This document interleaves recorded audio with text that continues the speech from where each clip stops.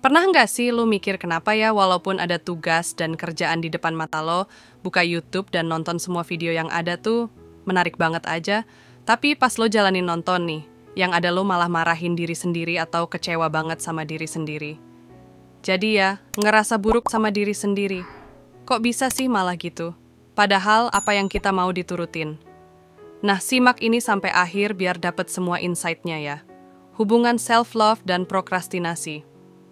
Percaya nggak kalau gue bilang alasan lo menunda-nunda itu ada kaitannya ke gimana lo mencintai diri lo sendiri? Sebenarnya kebiasaan menunda-nunda itu bukanlah hal yang memalukan. Atau bukan sepenuhnya karena kita lagi menyabotase diri sendiri. Tapi ada hubungannya dengan harga diri kita atau self-worth. Alasan kita menunda-nunda ngerjain pekerjaan kita adalah karena kita pengen, bahkan butuh, buat dilihat sama orang lain sebagai sosok yang mampu dan kompeten buat ngerjain itu.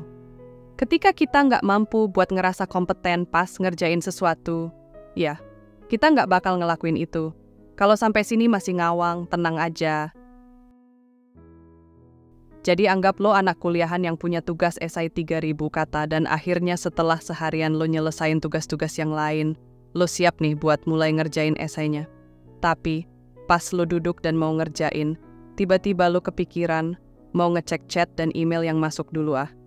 Terus lo cek semuanya dan ternyata 45 menit udah lewat. Karena 45 menit itu lo habiskan buat baca chat dan email, nggak heran lo ngerasa capek. Akhirnya lo memutuskan buat tidur dengan janji bakal bangun pagi banget biar bisa ngerjain esainya lebih maksimal. Terus pas lo bangun pagi banget besoknya, ternyata lo ngerasa karena lo capek banget kayaknya esai lo nggak maksimal.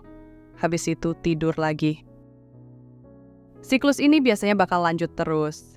Lo bakal milih buat ngerjain hal yang lebih mudah dilakukan daripada ngerjain esainya, sampai akhirnya karena deadline udah deket terus lo ngerjain dengan panik.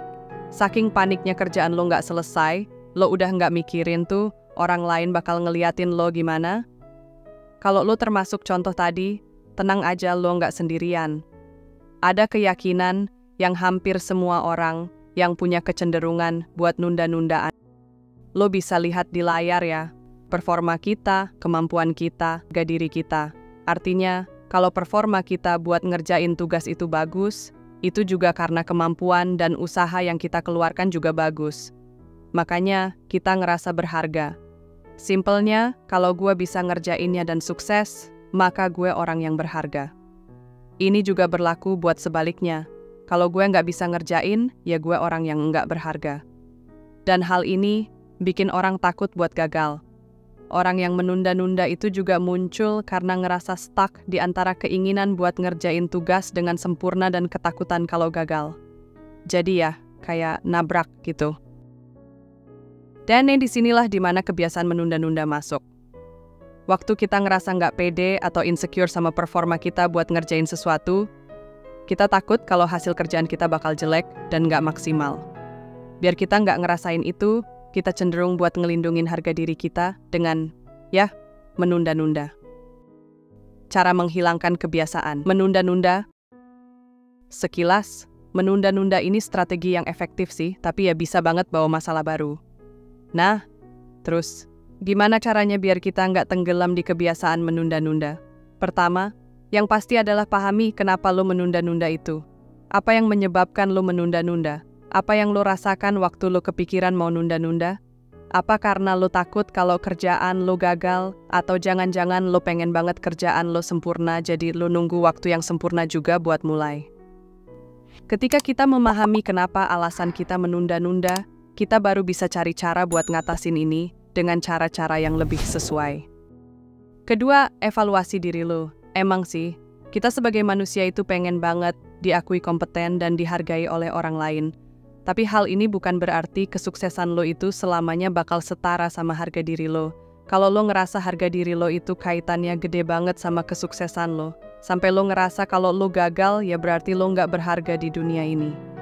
Ini adalah keyakinan yang perlu lo challenge atau lawan. Lo bisa lawannya pakai cara macam-macam. Misalnya, mau cari tahu sendiri dengan analisis diri lo. Terakhir, perhatikan proses dan progres. Salah satu cara utama buat ngurangin kebiasaan menunda-nunda adalah coba buat pecahin kerjaan lo jadi hal-hal simple yang bisa lo kerjain. Kalau nyusun esai 2000 kata itu berat banget, lo bisa mulai dengan bikin outline simple atau kumpulin dulu artikel-artikel yang lo butuhkan. Dengan gitu, lo bisa ngerasa kalau apa yang lo kerjain ada proses dan progresnya. Jadi, mempermudah lo juga ke depan nih karena bisa mengurangi rasa takut gagal yang muncul di dalam diri lo tadi. Akhir kata, gue harap lo paham kalau enggak selamanya kesuksesan adalah penentu pasti lo berharga atau enggak di dunia ini. Realitanya, kita bakal lebih banyak mengalami kegagalan dibandingkan kesuksesan.